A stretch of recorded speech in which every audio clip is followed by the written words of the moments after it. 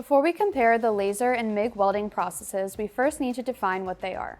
Metal inert gas welding, commonly known as MIG welding, uses the wire to create an arc between itself and the material being welded. This arc melts the base material and the wire together to create a weld. During this process, there is a gas referred to as shielding gas that is fed through the welding gun to shield the workpiece from contamination and to keep the arc stable. In laser welding, a focused beam of laser light melts a localized area of the workpiece to create a weld. In autogenous laser processes, filler metal is not used, while non-autogenous laser processes melt a filler metal along with the workpiece. MIG welding has been around for a while. Because of this, many large manufacturing operations already have the capability to support a MIG welding process and likely have already implemented it to some capacity. Besides the welding gun and power source, MIG welding requires little to no specialized equipment, while laser welding requires a specialized welding head and peripheral equipment, along with the knowledge base to program, operate, and maintain it. Having prior understanding of how MIG welding works and fits into your operation will make it easier, for example, to go from a manual to an automated weld process. The type of joint being welded also factors in when comparing laser and MIG processes. MIG welding has an easier time with fillet welds where the workpieces are perpendicular. This is because it is adding material to the joint, meaning the tolerances between workpieces and alignment of fixtures can vary slightly. A laser can do a fillet weld, but the precision of the parts and fixtures must be tight with very little room for variance. In laser welding, everything needs to be perfectly aligned for optimal results. If automating, both systems will require a robot or a means of automated movement, so we will ignore the costs associated with a robot for now. As stated previously, MIG welding requires less specialized equipment and maintenance to operate. With this comes a lower initial investment in a MIG welding system.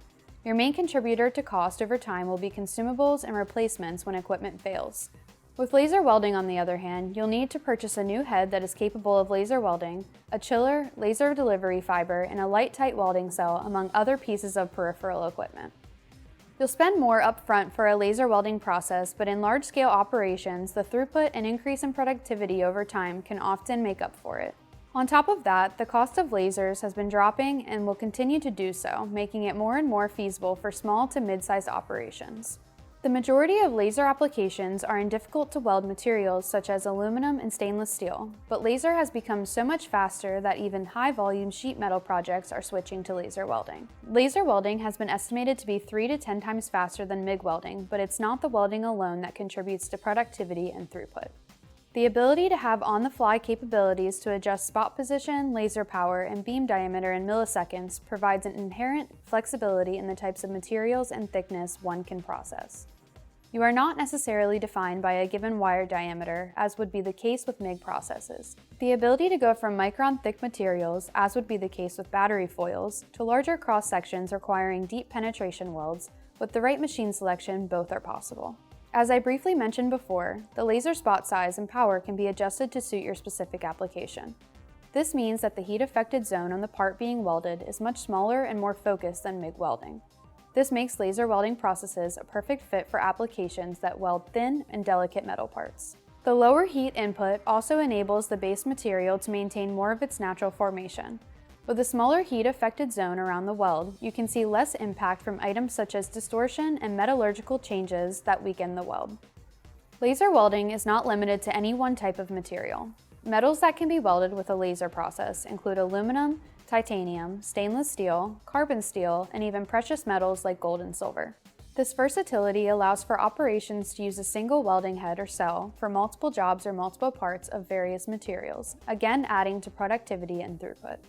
We've barely scratched the surface on the many differences between a laser welding and MIG welding process. Overall, laser welding is suitable for most large-scale automated welding operations, but comes with a high cost up front.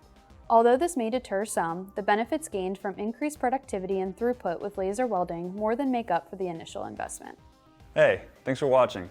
Check out some of our other videos, like this one. Don't forget to share your thoughts on this video in the comments below, and subscribe if you want to be the first to see the latest from Abacore Bidsel.